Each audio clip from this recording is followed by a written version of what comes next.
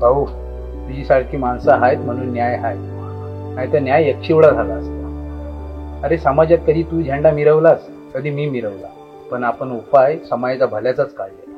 आपण आपली तुंबडी भराय कोणाला नडलेला नाही.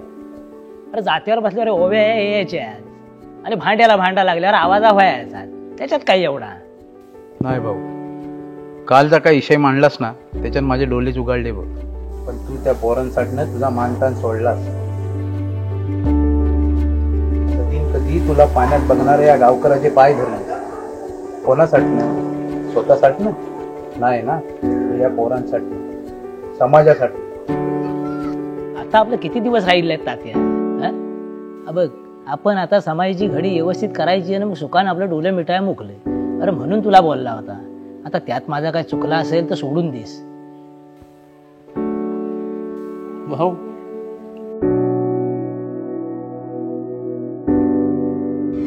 आता आपल्याला ऑर्डर येतात म्हटल्यावर आपल्याला आपली माणसं पाहिजे. म्हणून त्या लेबर कॉन्ट्रॅक्टरला फोन केला तर हा म्हणतो ॲडव्हान्स पाहिजे आधी, त्याशिवाय माणसं सोडणार नाही.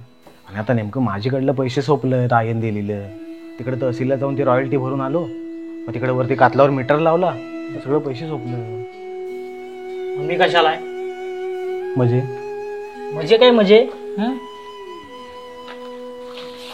ठेव. पैसे कुठनं आणलंस एवढं तू? कुठलं का आणि ना? कुठनं का आणि ना नाही, मला समजलं पाहिजे कुठं डाका टाकलंस ना.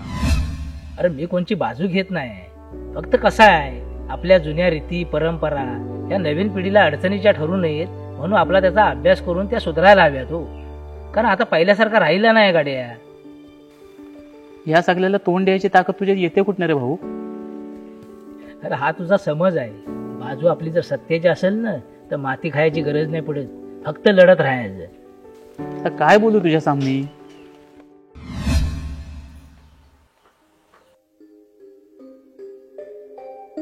मामा,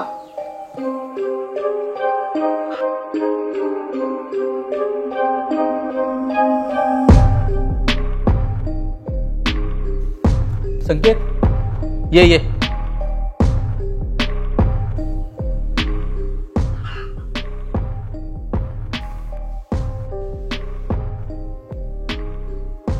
हा कसा आलाय तू? अगं मी तर बरोबर याची वाचा बसवली होती. थांब, याला ना बघताच आता. तू करू नको बाबा, त्यांना वाईट जरी संशय आला ना, तू पण त्याला उन्हा झोडून काढते. बाबांना जाऊ दे, मग बरोबर याचा उलपा भरता मी. तू कर ना, उगाच काही करू नको आता.